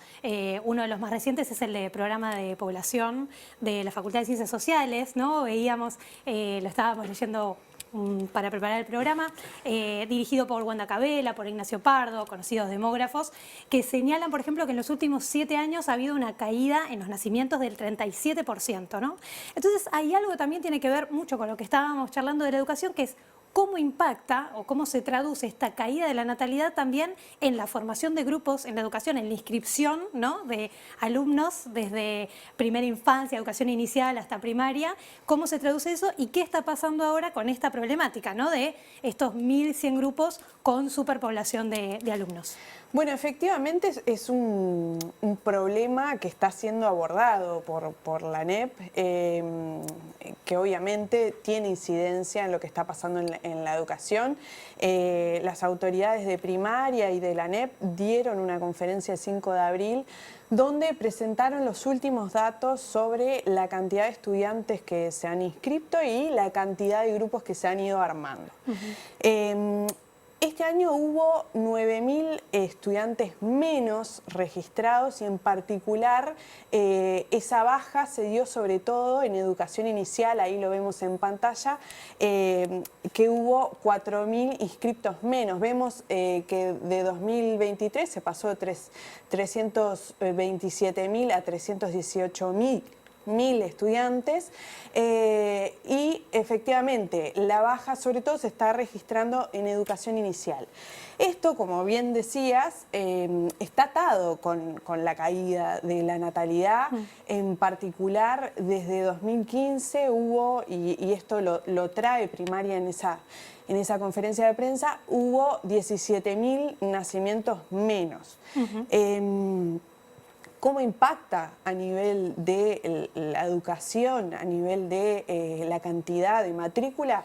Bueno, hubo un estudio realizado por la ANEP y la Facultad de Ciencias Sociales, también Naciones Unidas, que se presentó en 2022 y decía en ese momento que de cara a 2030 la ANEP iba a perder 25% de la matrícula que tenía actualmente justamente por esta caída de los nacimientos. Después de 2030 los demógrafos lo que decían es que se va a empezar a estabilizar el tema de la caída, ¿no?, de la baja. Esto también lo que advertían es que se iba a empezar a ver esa caída con más fuerza a partir de 2022 y 2023, lo íbamos a empezar a ver y por eso, vuelvo a los datos que presentaron, por eso estamos viendo en educación inicial menos inscriptos porque ahí es donde se ve. Pero a su vez, Esto se une con un tercer elemento que también está en juego, es que a menos cantidad de niños y niñas, también se están contratando menos maestros y maestras. Las autoridades decían en esa conferencia de prensa que actualmente hay 22.000 contratos de maestros y maestras y señalaban que se habían contratado 80 menos. Esto, digamos, entra en contradicción con lo que ha denunciado la Federación Uruguaya de Magisterio, que es que a principio de año, cuando arrancaban los cursos, que ellos tenían el registro de que solo en Montevideo había 400 maestros y maestras que no estaban pudiendo ejercer y en la conferencia de prensa que hicieron el viernes pasado, ampliaron ese número a 1.000 en todo el país. O sea, esos son grupos que no han podido, que los maestros y maestras no han podido elegir horas para dar clase. Exacto, ¿no? Básicamente sí. Claro, eso. Pero entonces la resolución, digamos, ante la caída de nacimientos, digamos, ante la baja natalidad, es agrupar a niños y niñas en grupos, vale la redundancia, que tienen más alumnos, ¿no? Más de 30. Claro. Seguro. Sí, bueno, justamente en su momento cuando se presentó este estudio que hablaba sobre la cantidad de estudiantes que iba a tener la NEP, se veía como una posibilidad, ¿no? Esto también era tomado como una posibilidad porque vos tenés menos cantidad de niños y niñas, se podría llegar a pensar en, bueno, cómo se mejora el abordaje, tenemos más maestros y maestras para atender estas situaciones de superpoblación, pero sin embargo todavía eso no ha sucedido. Claro. Bueno, justamente la NEP informaba en esa conferencia de prensa que hay 1.028 grupos con más de 30 alumnos y hay 9, decían las autoridades, con más de 36 grupos. Ahí hay un abordaje desde primaria que han hecho mucho énfasis, que es justamente intentar poner el foco en los grupos mayores de 36. Ahí ven efectivamente que existe un problema, lo han reconocido, y como parte, digamos, de las soluciones que proponen es, bueno, en esos grupos intentar o implementar duplas de maestros o maestras o intentar dividirlos. Es interesante porque en esto de repensar los formatos escolares, que siempre se habla de las duplas pedagógicas como una oportunidad, de hecho las autoridades de educación lo han nombrado de esta manera, ¿no? Como una ventana de oportunidad para repensar los formatos escolares, como las duplas pedagógicas. ¿Pero ahora eso está pasando o no? Bueno, lo que han dicho, lo último que dijo la presidenta de la NEP, Virginia Cáceres, es que todavía sigue el problema, entonces, digamos, no han todavía solucionado y ya arrancó el año con esa superpoblación. Claro. Y a la vez falta de maestros y maestras que tengan un lugar de trabajo concreto y que puedan elegir horas. Y que están buscando, ¿no? Pero bueno, también es considerado para las personas que trabajan en la educación un problema los grupos mayores de 30. O sea, no es solamente obviamente mayores de 36 es un dato alarmante, pero también se complica ese escenario de estudiantes de 30 a 35 alumnos. Pero en ese caso las autoridades lo que han dicho es que para algunos maestros y maestras eso no es un problema, entonces el foco está en estos grupos de más de 36. Mariana, muchas gracias. Vamos a trasladar seguramente estas consultas y otras a los invitados que están ahora con Jorge. Gracias. Bien, y empiezo por Elvia, a propósito de las dudas que quedaban planteadas, por donde quieras empezar. Bueno, voy a elegir por dónde empezar, ya que me das la oportunidad. Y una de esas es que cuando se anuncia algo a la población, sea de donde sea, pero mucho más de quienes tienen la responsabilidad, que son la dirección de la NEP, la dirección de primaria, los números deben estar ajustados a la realidad. Después vendrán los análisis de qué se puede hacer y qué no con esas cantidades. Una cifra que a nosotros poderosamente nos llamó la atención es ese 9 esa cantidad de 9 grupos de inicial y primaria que tienen, según las autoridades, más de 36 alumnos. Como la Federación ha tenido algunas dificultades para lograr la información que le había solicitado en tiempo y forma a la Administración, es que nos tomamos el tiempo hasta que tuvimos los datos oficiales de corroborar esto, que no era lo que en las escuelas se estaba viendo. Y en verdad de estos datos surge que no son esos 9 grupos. ¿Cuánto le da a ustedes? No, le da la Administración. Ajá. Los datos son de la Administración, no son nuestros. No, pensé que ibas a contrastar, perdona, pero está bueno también para pasar en limpio. Yo no entendí. Pensé que ibas a contrastar datos de la Administración con los datos que el propio gremio recopiló entre las trabajadoras. Lo que nosotros contrastamos son los datos que manifestó públicamente la Administración con los reales que les pasó que oficialmente. Tiene la Administración oficialmente. No son 9, ¿cuántos son? Esos 9 son solamente en Montevideo. ¿Y en todo el país? 62 cargos tienen, 62 grupos tienen 36 alumnos y más. Ahora, ¿el problema son los 36 alumnos y más? Sí, claro, es un problema para todos, para el aprendizaje de los chiquilines, para las condiciones de trabajo, es un problema. Ahora, tener 30 y más y tener 1.187 grupos con 30 y más, ¿no debería atenderse esta situación también como un problema?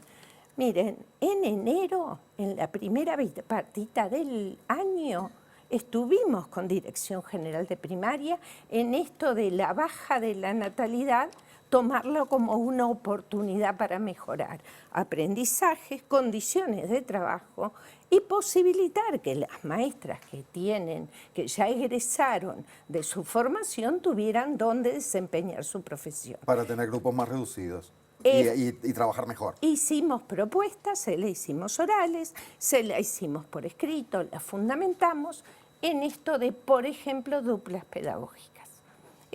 La Federación, si bien entendemos que no es lo óptimo 2 maestros en una misma clase, pero en esta situación sería conveniente para los aprendizajes de los chiquilines, para que las maestras tuvieran trabajo y para que las condiciones mejoraran. No es lo mismo, cualquiera puede darse cuenta, estar en un grupo de 30 alumnos o más que están en un grupo con un promedio de 25. Digo, es muy fácil de poder entenderlo. ¿Y qué recepción tuvieron?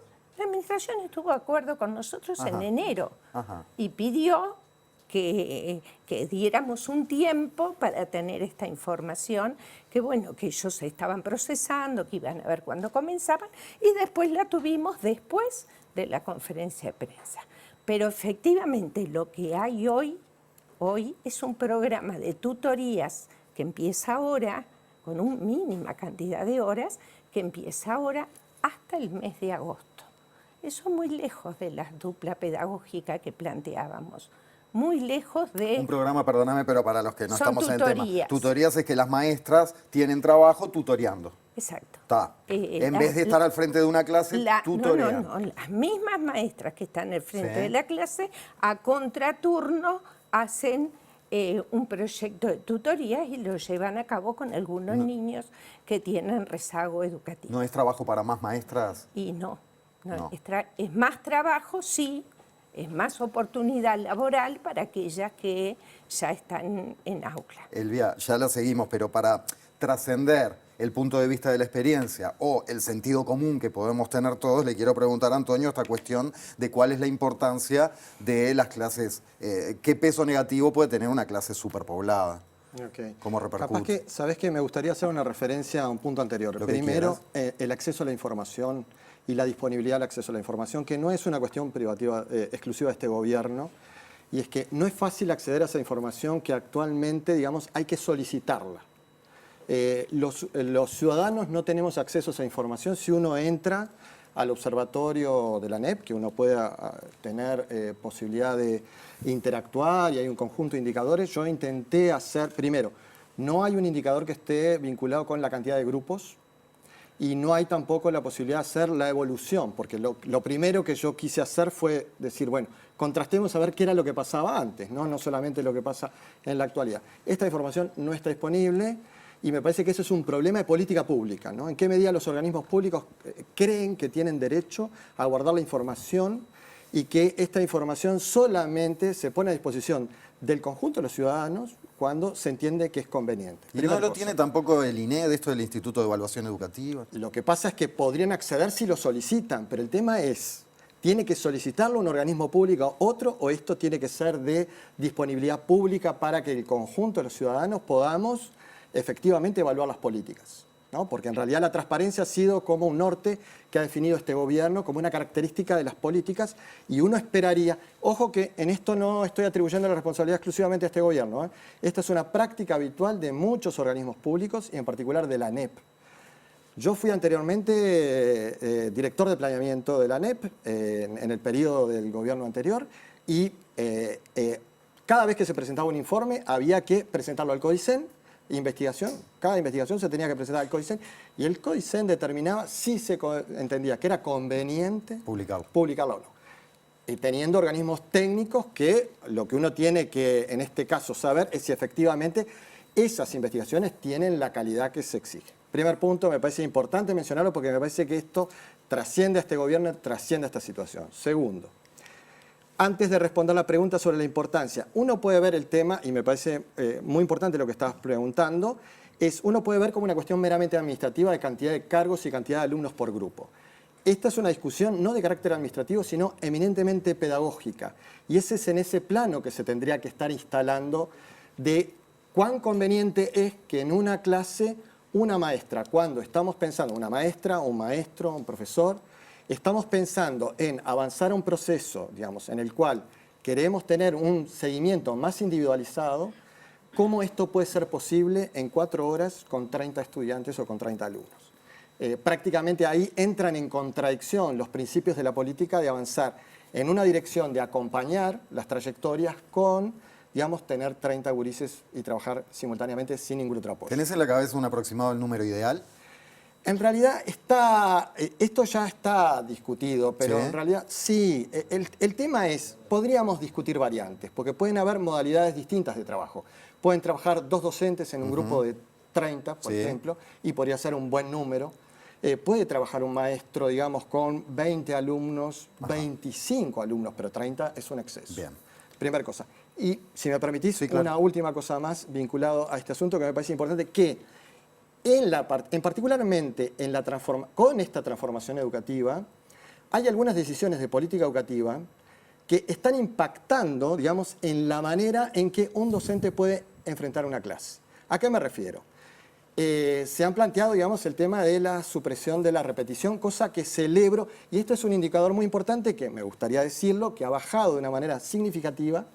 Si uno compara los guarismos con el 2019, 20, 21 y 22. Ha bajado y descendido de una manera muy importante la repetición. Yo creo que esta es una muy buena noticia, pero esto tiene una consecuencia. Y es que, por ejemplo, en el caso de los gurises que antes repetían en primero, ahora pasan todos a segundo. Entonces, si ahí le sumamos de que pasan todos a segundo y tienen 30, 35 gurises, estamos generando un escenario extremadamente complejo. Por eso digo, este no es un problema administrativo, sino de cómo se compatibilizan las decisiones de política educativa y de política curricular con la forma de organización de los grupos, ¿no? Y cómo se distribuyen esos grupos y la cantidad de alumnos para hacer que sea razonable esa política. Bien, ya la seguimos en este rincón del estudio. Hay mucho más para hablar, por supuesto, con ustedes, y ya estaremos en unos minutos con el panel, ahora con Azul. Si la información no me falla, Juan Pablo sigue dando vueltas por los barrios y está ahora en la puerta de una escuela, creo que es la escuela 40, allí en el barrio de Vera, en Jacinto Vera. Juan Pablo, ¿cómo estás? ¿Estás con familias organizadas de la escuela pública? Azul, te vuelvo a saludar en esta noche fresca y ventosa aquí en Montevideo. Mira, me encuentro, como dijiste, aquí lindero al barrio Goes, a propósito de lo que se está hablando allí en la letra chica. Si estamos hablando de educación pública, el papel de las familias, de los alumnos es fundamental. Por eso vamos a hablar con Olga Fernández, quien es partícipe de Familias Organizadas de la Escuela Pública. Gracias por recibirnos, Fernández, en esta noche. Le quiero consultar, bueno, cuál es la óptica de esta organización acerca de lo que está sucediendo en la educación pública, qué balance hacen y cómo ven el tema. Buenas noches. Buenas noches. Bueno, en primer lugar, nosotros estamos muy preocupados, como la mayoría de los actores de la educación pública, con la situación que hay en las escuelas, ya no solamente con el tema de la superpoblación, como vienen hablando en el programa, que bueno, para nosotros, más que superpoblación, a nosotros lo que nos preocupa es que hay una situación de desigualdad muy grande, ya no solamente entre el sector público y privado, sino que entre el mismo sector público, que se va afianzando. Y justamente la superpoblación es una señal de ello. Hay escuelas con mucha superpoblación, con muchos niños, que bueno, es bueno que vayan muchos niños a la escuela, lo que no es bueno que no hayan condiciones para que sea óptima su participación o su desarrollo en la escuela. ¿Es un dato de la realidad esto de los 1.100 grupos con 30 o más de 30 alumnos? La cantidad de grupos en esa situación no la tenemos nosotros porque no hemos hecho un relevamiento y no tenemos información institucional al respecto, pero sí nos consta que muchísimas escuelas están en esa situación o grupos particulares en algunas escuelas. Sí, es una realidad. Fernández, ¿qué está pasando con el Consejo Participativo, algo que está también consagrado en la Ley de Educación? ¿Se está cumpliendo con esto? No, eso en realidad nunca se cumplió a cabalidad. Para nosotros es un espacio muy importante porque no solamente es un espacio de deliberación, sino también de propuesta. Para nosotros, por ejemplo, era un espacio por excelencia para haber empezado a conversar los elementos necesarios para una verdadera transformación educativa y bueno, se soslayó y en realidad para nosotros el Consejo de Participación es un espacio además importante porque le da lugar a los chiquilines. Es el único espacio que le da realmente lugar a los chiquilines, que son el objetivo de la educación y que siempre quedan por fuera de las decisiones de la educación. Son los que siempre quedan postergados. Fueron los más postergados durante la pandemia y siguen siendo postergados al día de hoy. Los saberes se terminaron acomodando, digamos, entre comillas, luego de la pandemia. ¿Qué sucedió con eso? No, el rezago de los contenidos que se generó producto de la pandemia se mantiene al día de hoy y si no se toman medidas, vemos que se van a arrastrar, se van a seguir arrastrando. Nosotros consideramos de que hacer de cuenta de que el rezago es algo que sucedió y ya está, va a ser totalmente negativo justamente para el desarrollo educativo de los chiquilines después en educación secundaria y en la universidad. Va a ser un factor también de desigualdad. Por eso para nosotros es importante de que la administración cumpla con la promesa que hizo en pandemia de que los rezagos iban a ser superados. ¿En qué está el programa Alimenticios en las escuelas? ¿Qué balance hacen ustedes al día de hoy acerca de su funcionamiento? Bueno, nosotros vemos desde el 2020 para acá que ha involucionado la calidad y la cantidad de los alimentos han involucionado totalmente, ya sea por un sistema, por una de las modalidades como por otra, porque conviven distintas modalidades de la alimentación escolar. En general también ahí nosotros lo que vemos es que muchas veces prima la discrecionalidad. Hay una necesidad, una demanda creciente de las familias desde la pandemia para acá de poder asistir a los chiquilines, llevar a los chiquilines al comedor y sin embargo no ha habido una política de beneficio de esta situación hacia los chiquilines. Nosotros nos llama mucho la atención esto porque además durante la pandemia no fueron ejecutados los dineros que están reglamentados por ley, vamos a contarles para que no sepa que la alimentación escolar se desprende del impuesto de primaria que pagan todos los ciudadanos uruguayos. Entonces, en realidad nosotros nunca hemos visto que haya una correlación, una coherencia entre la alimentación y de los dineros que son supuestamente destinados para ello. Por otro lado, una parte del impuesto a primaria también se supone que va para los campamentos educativos, las salidas pedagógicas, y sin embargo, durante los años de pandemia no se hicieron los campamentos, no se hicieron salidas pedagógicas, y posteriormente inclusive hubo un año en que no se permitían los campamentos y esos dineros no fueron ejecutados, o por lo menos no tenemos conocimiento en qué fueron ejecutados. ¿Las autoridades qué dicen acerca de este tema? Bueno, nosotros hicimos nos presentamos una consulta por el marco de la Ley de Acceso a la Información y no recibimos respuesta. O sea que ustedes tramitaron, digamos, y cursaron el camino para que el Estado le dé las respuestas correspondientes y hasta el momento no la han recibido. Hace años ya, no la hemos recibido. Bueno, le agradecemos, Fernández, que haya dialogado con nosotros y que también sume al debate que tenemos en la mesa de la letra chica de esta noche. Muchas gracias a ustedes. Compañeros, bueno, así está la situación según los familiares organizados de la escuela pública. Gracias, Juan Pablo, por traer la voz desde la calle. Y vamos a analizar justamente estas miradas que traían las familias organizadas por la escuela pública con el panel. Karina. Bueno, nada, retomar con respecto a la importancia de la educación de calidad y como una forma de poder acceder a los derechos plenos, ¿no? Y cuando tenemos en cuenta que hay muchos de esos niños que llegan a la escuela con un índice alto de déficit alimentario, y te encontrás con que capaz que lo único que comes en la escuela es eso, o como nos narraba una maestra de Río Negro, que los maestros hacían colecta para que no solo fuera el vaso de leche, sino que pudieran tener un poco de pan para acompañar. Es una cosa que no se condice con la realidad, que hace un par de semanas atrás recibimos en la mesa también a alguien hablando de eso.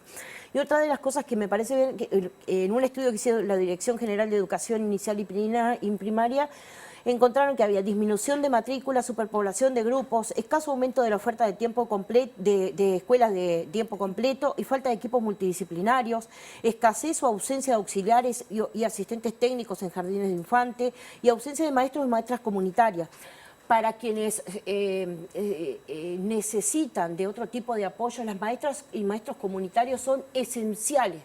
Son claves. Esenciales, sobre todo para poder sostener el poco capital cognitivo que esos grises tienen. Y pasando a la otra órbita, ¿no será tiempo que Uruguay se plantee trabajar la alfabetización nacional?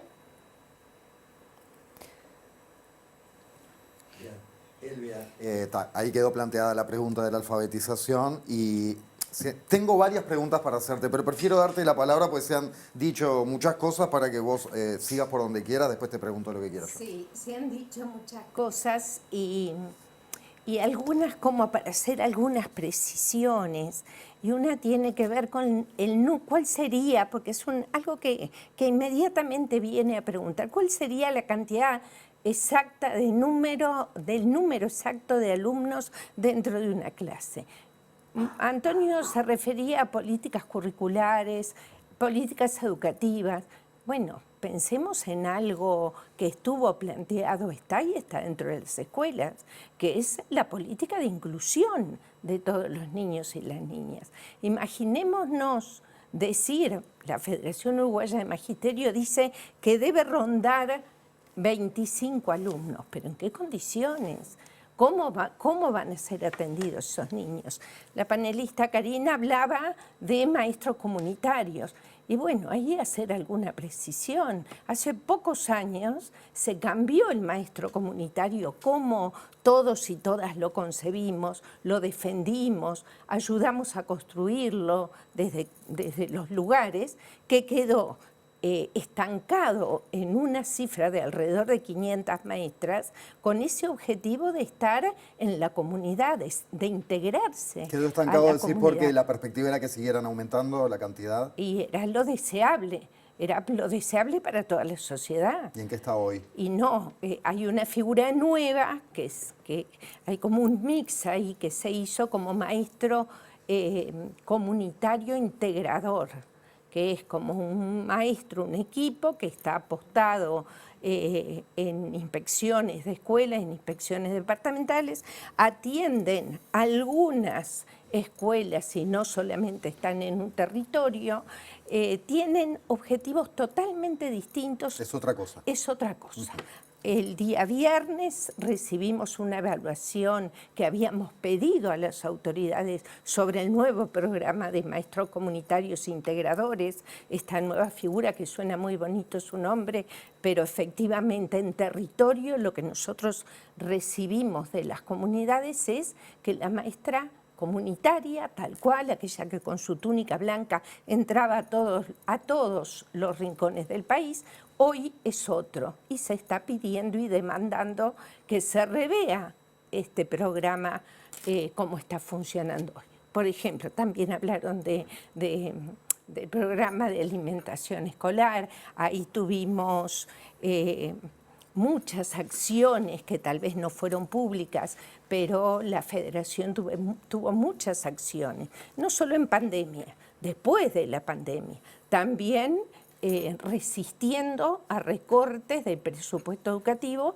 que también iban a recortar presupuesto para la alimentación de los chiquilines. Elvia, ahora vuelvo al panel, pero hay una pregunta que sí te quiero hacer porque me parece un tema muy importante, esto de las 400 maestras sin trabajo.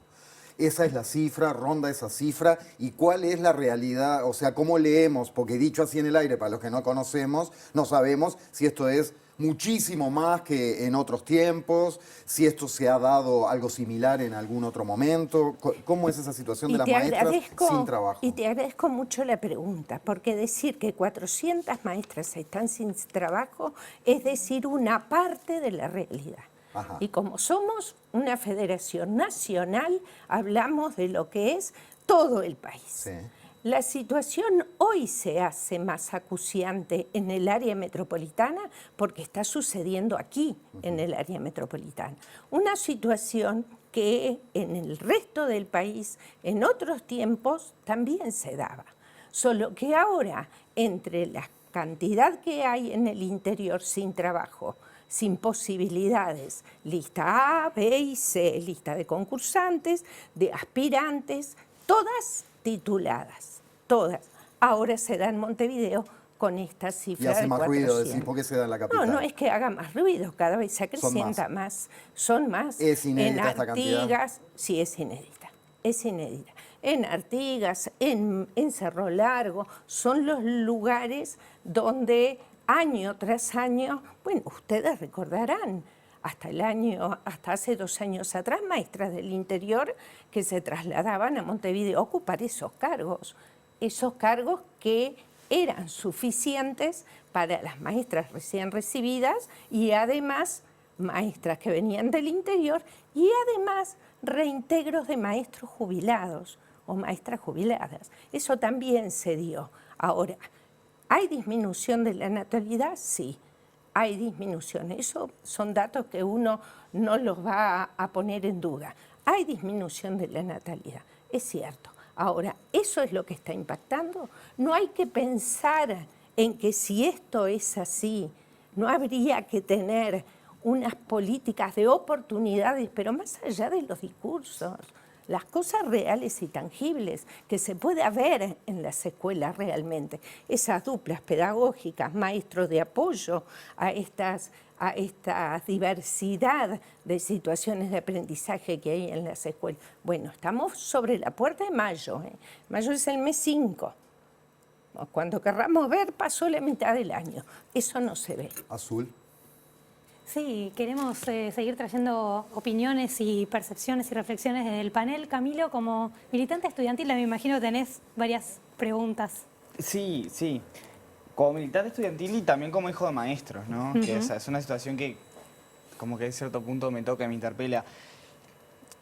Yo creo que hay un problema bastante grave, o sea, más allá de las cuestiones que venimos manejando hasta ahora de fondo, que yo creo que sería incorrecto hablar de una falta de voluntad o querer pintarlo como una falta de voluntad, el tema de que en relación a la baja de la natalidad no hayamos mejorado las condiciones dentro de las clases en términos cuantitativos. Porque más allá de la oportunidad que se presentó ante la baja de la natalidad, que puede ser extremadamente, la baja de natalidad puede ser extremadamente dañina, digamos, para el país en otros aspectos, pero en presentó la oportunidad de mejorar la calidad de la educación, se me baja la silla, dentro del... Sí. Y de hecho hay que aclarar también, perdóname, sí, pero tranqui. que además esa baja del porcentaje de natalidad tiene que ver con que se redujo el embarazo adolescente. Digo, es un dato que también de acuerdo. hay que tener en cuenta y que está bien, digamos. Por lo demás se mantienen los números más o menos estables en los últimos años. Entonces, no debería ser una justificación con que los grupos se hagan masivos. Pero no solo eso, a mí lo que me preocupa es el trasfondo detrás de no haber intentado mejorar la calidad en términos cuantitativos. Porque lejos de verlo como, que igualmente sería grave, como una falta de voluntad o un ay se me pasó a atender este tema, yo creo que responde a una política de ahorro en cuanto a derechos de los niños y de las niñas y también de los trabajadores, porque se está ahorrando en materia de derechos de los niños y en materia de calidad de trabajo de los trabajadores y las trabajadoras, principalmente las maestras. Por poner ejemplos, como comentaba recién la madre que estaba ahí charlando con JP en Jacinto Vera, estamos hablando de plata recaudada por un impuesto a la educación que no fue ejecutada ni en la alimentación de los niños, ni en los paseos, ni en las salidas didácticas para las cuales se debería haber ejecutado ese dinero, pero que sí va a figurar como plata ahorrada al momento de la campaña electoral de hablar de déficit fiscal, ¿no? Porque eso por supuesto que va a sobresalir a la luz. Claro. Cuando saquen los carteles sobre el déficit fiscal reducido o sobre la plata ahorrada, la pregunta, la óptica con la que hay que leer eso es ¿en qué se ahorró el dinero? ¿Se ahorró, hicimos bien las cosas o lo ahorramos en derechos? ¿Lo ahorramos en comida de los niños y trabajo de las maestras y maestros del Uruguay? Entonces es una cuestión que a mí me preocupa y me preocupa mucho. Y después el otro elemento que quería introducir al debate es que, bueno, también comentando antes venía el programa con mi madre, que es maestra de una escuela de tiempo extendido, surgió el tema de, bueno, tanto se ha hablado en este programa también cuando vino el consejero Gavito de la modalidad de tiempo extendido en algunas escuelas, a la que, bueno, más allá de la escasez de escuela de tiempo extendido, se apuntaba de cierta forma en el discurso político, es cómo se transforma el rol del educador, del docente, dentro de una escuela de tiempo extendido.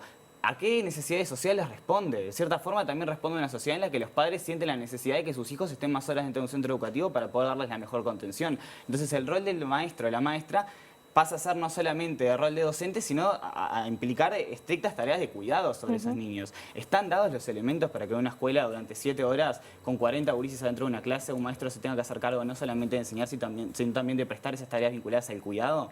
Una maestra, porque son mayoría por completo. Pero en realidad, ¿ese es el rol que tiene el maestro? Debería cumplir ese rol, lo tiene, exactamente. ¿Quién los cuida ante la frustración de no poder hacerse cargo de lo que el Estado no se hace cargo? Y eso impacta tremendamente en la salud mental de los docentes que se encargan de eso. ¿Quién cuida a los que enseñan? Totalmente de acuerdo. Sí. Totalmente de acuerdo. Y cuando estas personas salen a reclamar por sus derechos y el Estado les echa la culpa porque aparentemente son culpables de que los gurises no reciban la alimentación diaria, ¿qué pasa? Que el Estado no se está haciendo cargo de proteger y de atender esa necesidad básica de alimentación de los gurises que recae también sobre los maestros de las escuelas. Sí, si pasamos en limpio, hay algo que es claro, que es la palabra postergación, me parece, ¿no?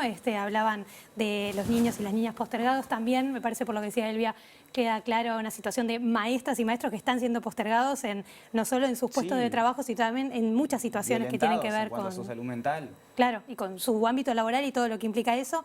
Álvaro, ¿cómo ves la situación?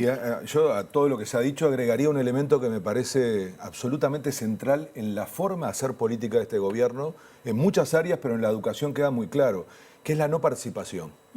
Y yo creo que esto es un asunto de concepción. Y me parece muy importante, y teniendo a Elvi aquí, y lo acabamos de escuchar en otra forma de organización que es la familia, ¿no? El negar la participación tiene un costo. Tiene el resultado de no poder integrar una política y una estrategia que pueda involucrar a todos las y los actores. Entonces, si a eso le sumo, y quiero decírselo especialmente a Elvia porque me consta que es algo que se sufre, es una campaña antisindical.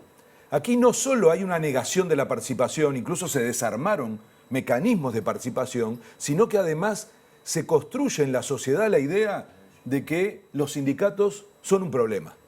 Y esto, para un sindicato histórico, yo diría de los que tienen mejor imagen en Uruguay, que es de los maestros, en general en la educación hay problemas de imagen de los sindicatos, y hay que decirlo, y hay que asumirlo, porque han logrado penetrar en una parte de la sociedad que entiende que un paro es un problema, cuando en realidad es un derecho. Entonces, lo quiero traer porque me parece que es absolutamente central combinar ambas cosas, porque si no parece que la participación hubiera sido simplemente una cuestión decorativa, y lo que hoy escuchamos entre las familias y, en este caso, las organizaciones, tanto desde la perspectiva académica de análisis o de las y los trabajadores, es parte de una concepción, y yo creo que el resultado lo tenemos a la vista. Sí, y sumaría que para tener una buena participación, una participación seguramente democrática, hay que tener acceso a la información, que era algo que también traía Antonio Romano, que Olga Fernández trajo por parte de las familias, que no hay, ¿no? Y no se está cumpliendo una ley como es la de acceso a la información pública.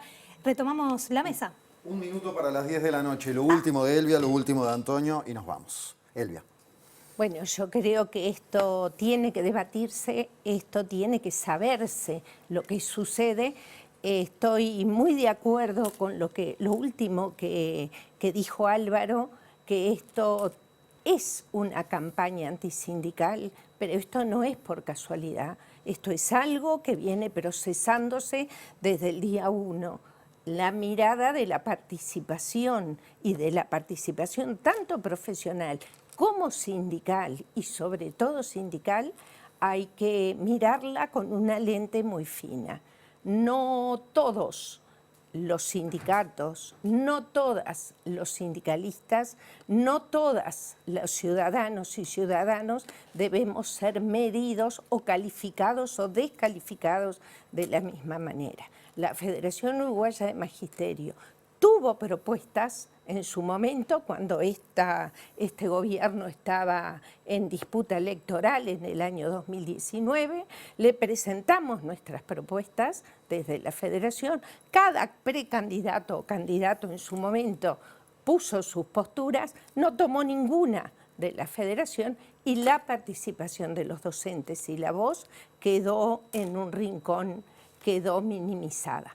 Es claro que esto lo dicen acá, pero lo dicen en buenas partes del mundo también. Cuanto menos sindicato, mejor les va a otros. Romano. Yo quisiera decir una cosa también vinculado a darle un poquito más de margen. No es posible hacer transformaciones educativas con reducción presupuestal. Es una cosa obvia y es lógico que eso tiene consecuencias en términos de concepción. Y acá lo que se planteó es, porque se partió de la premisa, bajó del 4,9 al 4,9, no sé actualmente, no tengo el dato, pero 4,6 el presupuesto calculado en términos del PBI. Cuando uno se plantea una transformación educativa en esos términos, en realidad, obviamente que los docentes pasan a ser un problema, porque en realidad se quieren llevar adelante cambios sin que exista la posibilidad de tener condiciones de negociación. Esto es una cuestión básica. Entonces, ¿qué es lo que ha pasado? Además que coincide con una cierta perspectiva ideológica de este gobierno, el lugar en el cual coloca a los docentes. ¿Por qué? Y acá vamos al otro aspecto. Hay una concepción, del punto de vista ingenua de la transformación curricular, por llamarlo de alguna manera, que cree que los cambios curriculares pueden producir transformaciones en las prácticas educativas a pesar de los docentes. Entonces, uno se pregunta si no se incluyen a los docentes porque se sabe de antemano de que no van a contar con ellos y por lo tanto por eso se pone el énfasis en el cambio curricular, o en realidad hay una concepción que piensa de que los programas producen cambios en sí mismos. Ahora, si uno piensa que el programa produce un cambio, efectivamente hay alguien que lo tiene que llevar adelante. Y este gobierno lo que ha hecho ha desprofesionalizado a los docentes. ¿Con esto a qué voy? Un asunto tan aparentemente administrativo como este puede plantear el cambio. Por ejemplo, en el enfoque, uno puede ver el tema administrativo. Tanta cantidad de estudiantes, tanta cantidad de cargos. ¿Está bien? Entonces, en la escuela se piensa cuántos alumnos tiene una escuela, cuántos cargos de maestro hay. Parece lógico, dicho así. Parece lógico. Ahora, ¿por qué no pensamos equipos docentes? Este gobierno ha venido planteando sistemáticamente la importancia de los proyectos de centro, la autonomía de los centros, el crear cargos docentes. ¿Por qué no pensamos en cargos de equipos docentes que asuman la responsabilidad, la tarea docente, vinculada con un proyecto educativo y que en realidad se le garantice la estabilidad?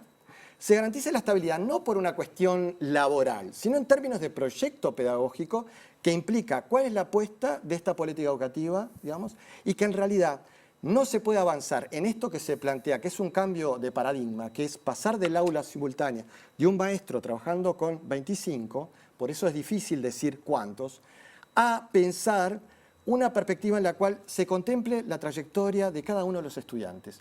Necesitas más maestros, más actores trabajando en equipo que puedan ir interviniendo, y de ahí necesitas otro proyecto curricular diferente y otro proyecto también en términos de organización del trabajo y de cómo vos lo vas a concebir. Entonces se pensó el profesor cargo solo en secundaria. Ahora en primaria, que lo tenés, tienen por 3 horas, tienen por 3 años, eligen. Tienen, digamos, el cargo precisamente en la escuela y son las propias autoridades los que lo fragilizan. Entonces, pongámonos de acuerdo. Si la propuesta es consolidar cargos y de alguna manera lograr que el cargo esté vinculado a la institución, entonces justamente garanticemos eso, pero no para garantizar un derecho sindical, sino para garantizar las propuestas y la calidad de las propuestas. Con equipos estables, con equipos apostando a la capacidad profesional de los maestros, es que vamos a poder avanzar. Entonces, hablamos, y con esto hablamos de esto de apostar a la infancia como una propuesta fuerte. ¿No deberíamos empezar desde las escuelas? Tenemos una oportunidad ahora y no implica mayor presupuesto, implica consolidar lo que se tiene. Entonces, ¿de qué hablamos? ¿De qué estamos hablando ahora? Esto es lo que me pregunto en algún punto cuando discutimos el tema de la cantidad de grupos, ¿no? ¿No deberíamos estar hablando, digamos, de cuáles son las políticas de infancia? ¿Cuál es la política educativa que debiera desarrollarse para, ahora que tenemos menos gurises, apostar fuertemente a cada uno de ellos? Esto me parece que es lo que se debiera discutir y es lo que está en el trasfondo, digamos, de esta discusión de más cantidad de cargos. Aparece como una cuestión administrativa. Acá hay una cuestión pedagógica sustantiva y hay una cuestión de apuesta de futuro esencial que tiene que ver con cómo se piensa la política educativa, más allá de la cuenta del almacenero, de cuántos cargos tenemos, en cuántas escuelas y que administrativamente se resuelve de esa manera, en función de la cantidad de estudiantes y cuándo se pierde un cargo o no, en función de la cantidad de los alumnos que hay en una escuela, ¿no? Creo que estamos en condiciones de poder avanzar un poquito mejor en la discusión. Antonio Romano, Elvia Pereira, muchas gracias por este rato en esta noche y sus enormes aportes para la letra chica. Bueno, nos reencontramos en cualquier momento y, por supuesto, recorriendo acá el panel, digo gracias Camilo, querido, nos vemos, gracias Karina, gracias Alvarito, hasta el domingo que viene. A vos no te digo hasta el domingo que viene, te digo hasta la próxima oportunidad en que nos junte el trabajo y ha sido un enorme placer, Azul. Gracias por dar esta mano hoy en el cumple de Delmira, la chiquilla de Maite. Gracias a ustedes por la invitación, un placer, gracias a todo el panel, a los invitados. Y déjame decirles lo siguiente, ¿se quedan viendo? Ideas Cruzadas. ¿Qué equipo que tiene Ideas Cruzadas? ¿Qué producción periodística? ¿Qué viene en Ideas Cruzadas? Me imagino que vos lo sabrás. Yo lo sé, tuve algo que ver en eso. Viene Fabián Severo y Virginia Mórtola, conocido por el profe Piñeirúa. Lindo para cerrar el domingo. Bechito. Bueno. Gracias, Azul. Gracias, hasta Jorge. la próxima. Gracias. Hasta el domingo, que anden bárbaros.